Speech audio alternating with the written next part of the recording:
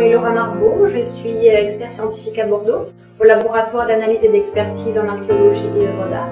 Alors j'ai découvert au départ la peinture de Charles Carlson à travers les yeux de mon oncle, Bernard Grelier, qui est en fait un grand amateur d'art, un collectionneur et surtout un ami intime de Charles Carlson. Et donc c'est lui qui m'a fait découvrir les toiles du peintre, et donc j'ai tout de suite été frappée par une touche tout à fait singulière, mais sans doute par des formations professionnelles aussi, par la beauté de la matière elle-même, puisque au laboratoire où nous travaillons, eh bien, la notion de matière constitue en fait le pivot central de nos investigations lors d'expertise et d'analyse de pigments. Et je crois que finalement, en définitive, eh bien, le talent de Charles Carlson réside dans cette faculté à théâtraliser magistralement à la fois la matière et les couleurs. Et donc je serais ravie de découvrir les nouvelles toiles de Charles Carlson lors de ses prochaines visites à Bordeaux. Bonjour, je suis Béatrice Chapardassi, je suis responsable du laboratoire d'analyse et d'expertise en archéologie et œuvres d'art, plus connu sous le nom de laboratoire LAE. Nous sommes depuis 1993 implantés dans le quartier des Chartrons, en plein cœur de Bordeaux. Notre travail consiste à authentifier les œuvres d'art, à étudier un objet d'art par le biais de la science. Nous analysons à travers la matière ce qui fait l'essence d'un artiste afin de déjouer le travail du faussaire. Nous analysons la composition d'un matériau constitutif d'un objet d'art afin de retrouver le geste, l'expérience, la créativité de l'artiste.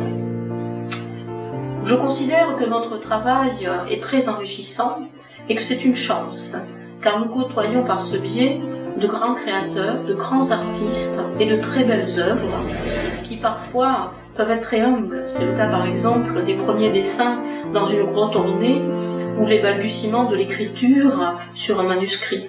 Mais ça peut être aussi le trait d'un Léonard de Vinci ou la touche d'un Vincent, de Matisse, de Monet ou d'un Chagall. Autant de grands créateurs, de grands artistes qui, à leur manière, permettent de forger notre évolution et notre humanité. J'aime à dire, en toute simplicité, que ces œuvres de ces grands maîtres sont aussi importantes et amènent autant d'informations que l'équation d'Albert Einstein. Alors vous me direz, à travers tout cela, comment se place l'œuvre de Charles Carlson?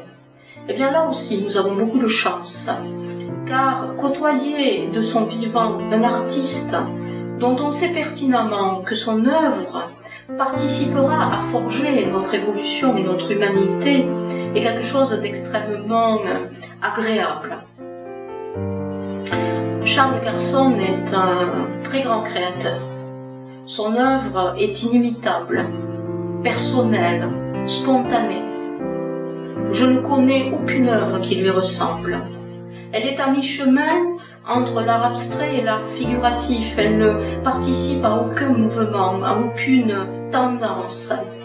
Son œuvre est une superposition de matière, de formes, de couleurs, de dessins qui crée un monde à lui tout seul, qui est visuellement très très riche et qui crée un monde sonore. Être copié est le sort des grands artistes et Charles Carlson n'échappera pas à cette règle. Son œuvre est tellement singulière, particulière, que nous savons par expérience que le copier est très complexe. Mais c'est aussi ce qui définit la qualité d'un artiste et la qualité d'un grand artiste. En l'occurrence, un grand artiste canadien.